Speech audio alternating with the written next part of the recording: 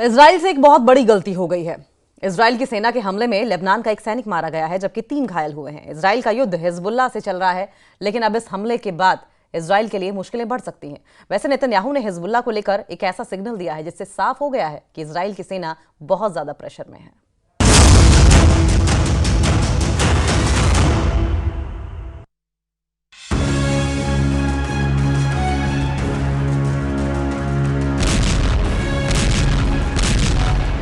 जब भी नेतन्याहू के सामने ऐसी तस्वीरें आती हैं, वो बेचैन हो जाते हैं। ये इजराइल का दूसरा सबसे बड़ा शहर हाइफा है और यहाँ हिजबुल्लाह के हमलों ने इजराइल को झकझोर कर रख दिया है। कभी जमीन पर आग तो कभी आसमान में आग। ये हिजबुल्लाह के रॉकेट हैं।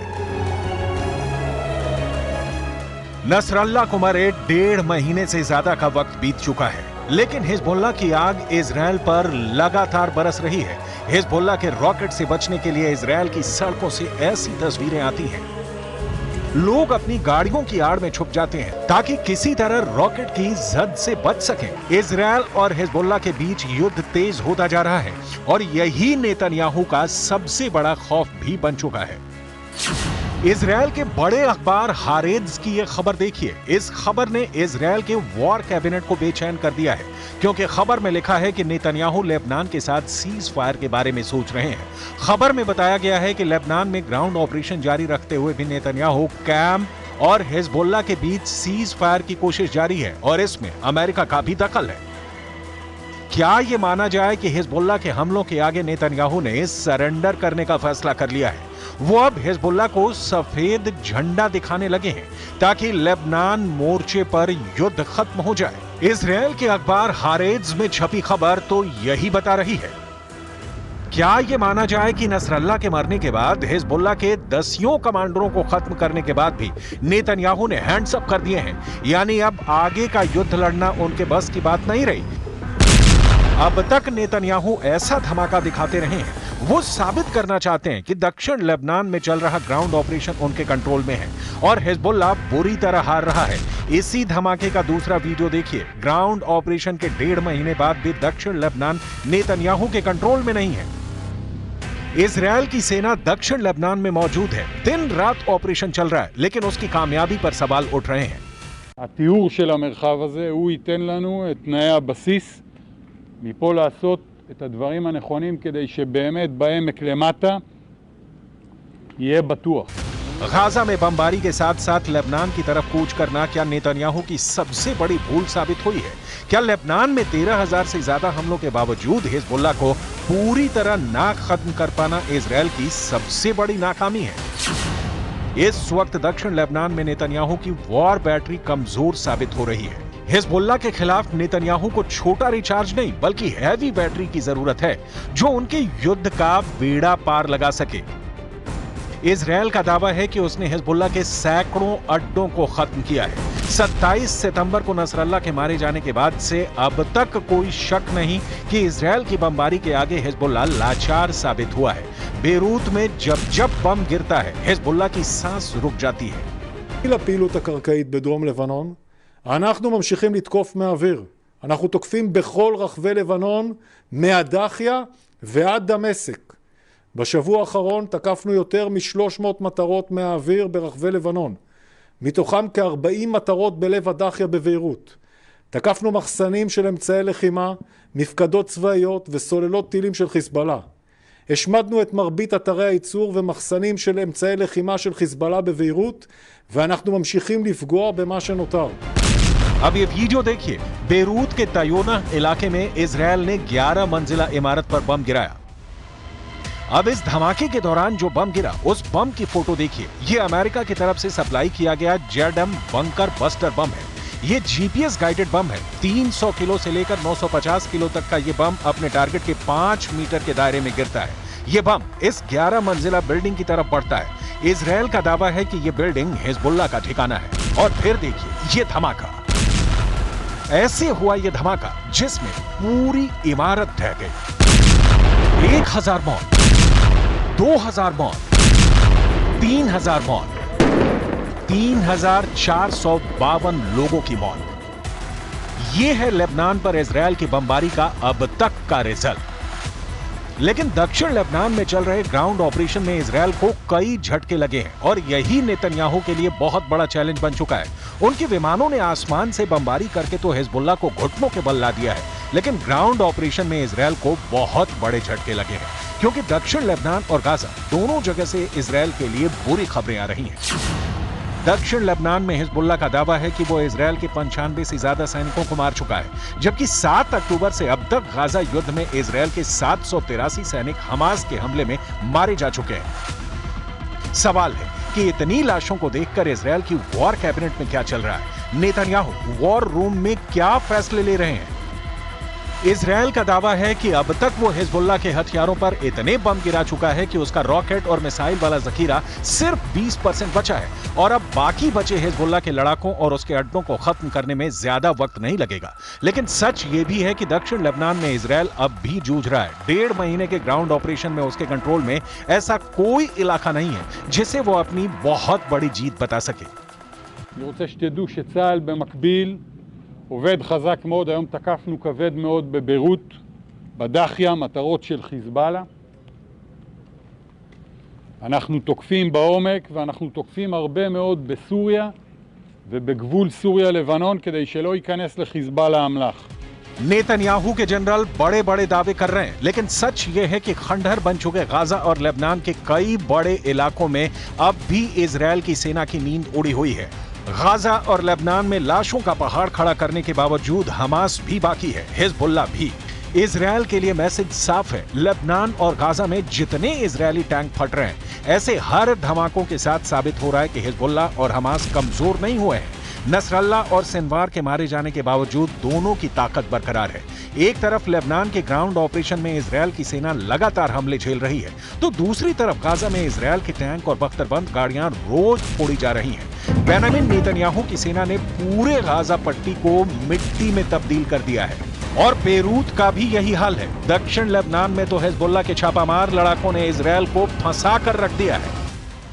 इजरायल के नए रक्षा मंत्री इजरायल कार्ड्स दावा कर रहे हैं कि हिजबुल्लाह हार चुका है, लेकिन दूसरा सच यह है कि दक्षिण लेबनान में इजरायल की फौज अब भी ग्राउंड ऑपरेशन कर रही है।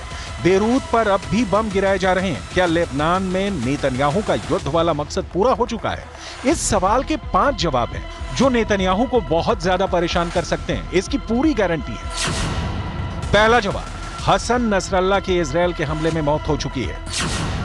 दूसरा जवाब, उत्तरी इजरायल में अब भी हिजबुल्लाह के बम फट रहे हैं। तीसरा जवाब, लेबनान में 3500 लोगों की मौत हो चुकी है, लेकिन इजरायल का युद्ध जारी है।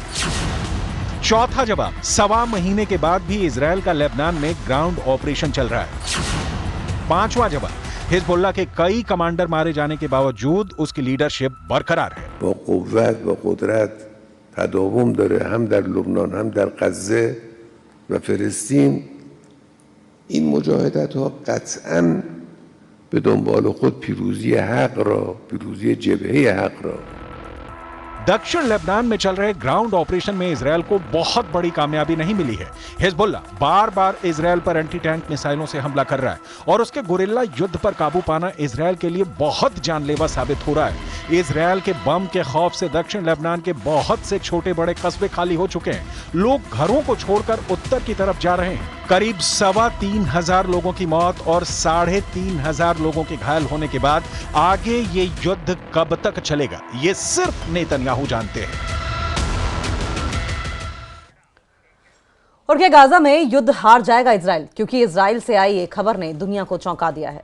रिपोर्ट के मुताबिक गाजा में इजराइल के बहुत से सैनिकों की मौत हुई है और अब वहां सैनिकों की भारी कमी पड़ने लगी है।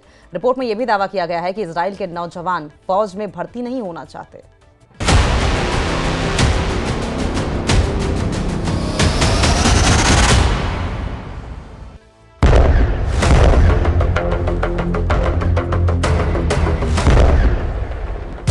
इजरायल में भाड़े के सैनिकों की भर्ती।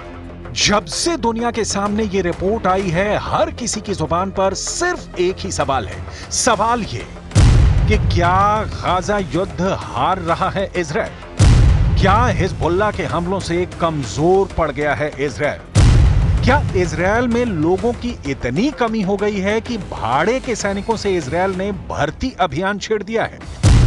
क्या ईरान के मिलिशिया ने नेतन्याहू को घेर लिया है? सभी सवालों के जवाब देंगे आपको, लेकिन सबसे पहले वो खबर जिसकी चर्चा दुनिया के हर देश के राष्ट्राध्यक्ष की जुबान पर है, जो खबर हर न्यूज़पेपर की हेडलाइन बनी हुई है कि नेतन्याहू की सेना कमजोर हो गई है, नेतन्याहू की सेना थक चुकी है, नेतन्याहू के सैनिक युद्ध करने लायक ही नहीं बचे।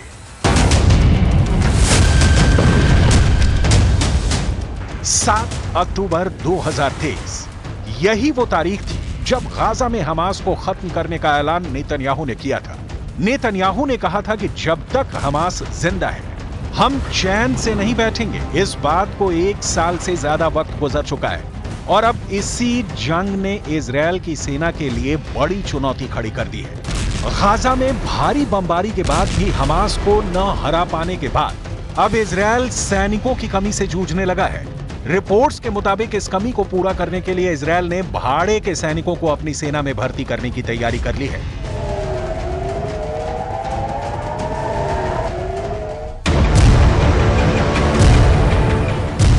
गाजा जंग लड़ते लड़ते इजरायली सेना के हौसले पस्त हो चुके हैं।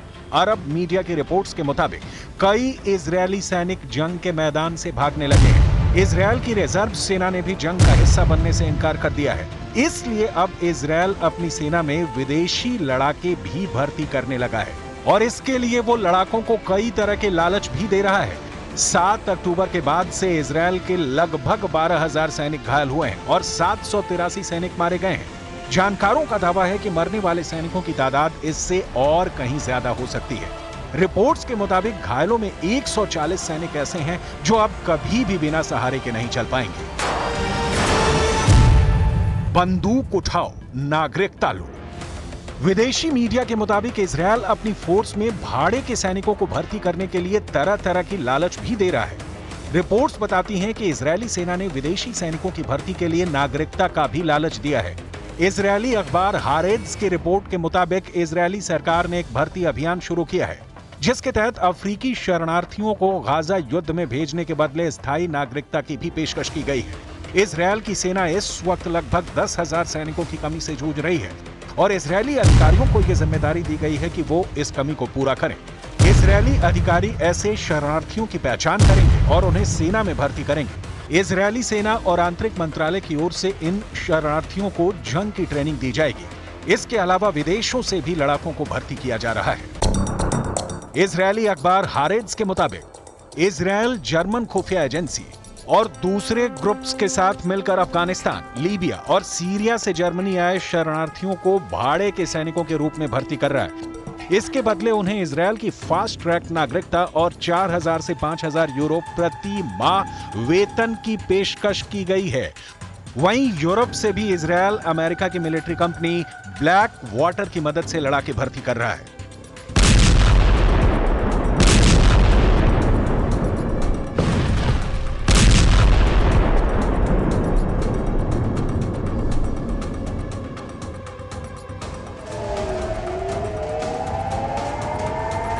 अब इस तस्वीर को देखिए। अभी 4 दिन पहले की ये खबर है जब आईडीएफ ने आधिकारिक तौर पर उत्तरी गाजा में मारे गए अपने सैनिकों के नाम और तस्वीरें जारी की।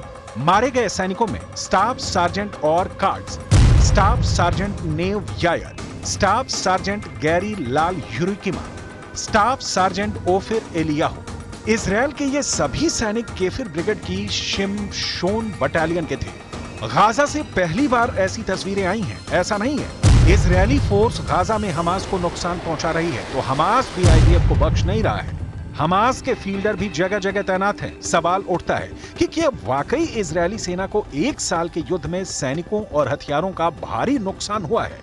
विदेशी मीडिया की माने तो हाँ, इजरायल 1 साल में बहुत कमजोर हुआ है। 13 अप्रैल 2024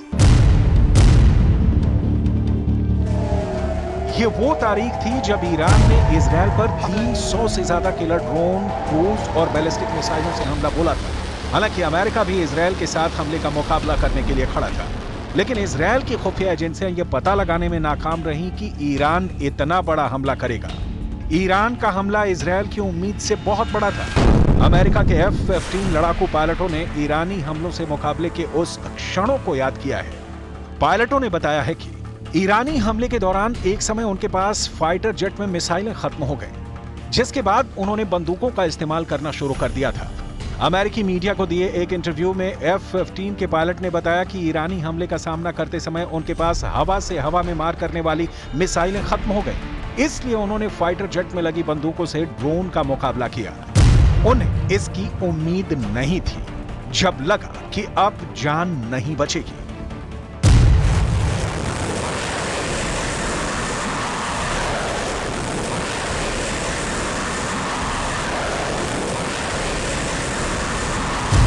अमेरिकन पायलट्स के मुताबिक खतरनाक रूप से कम ऊंचाई पर उड़ते हुए पूरी तरह अंधेरे में विमान की बंदूक से ईरानी ड्रोन को गिराने की कोशिश की, जो बहुत मुश्किल से दिखाई दे रहे थे। ये पूरी तरह से अंधेरे में पायलटों के लिए खतरनाक कोशिश थी, लेकिन फिर भी हम ईरानी ड्रोन को गिराने में नाकाम रहे। अब एक बार फिर ईरान इजरायल पर हमले की तैयारी में लगा हुआ है और बार बार ईरानी जनरल कह रहे हैं कि इस हमले को इजरायल की पुश्तें भी याद रखेंगी।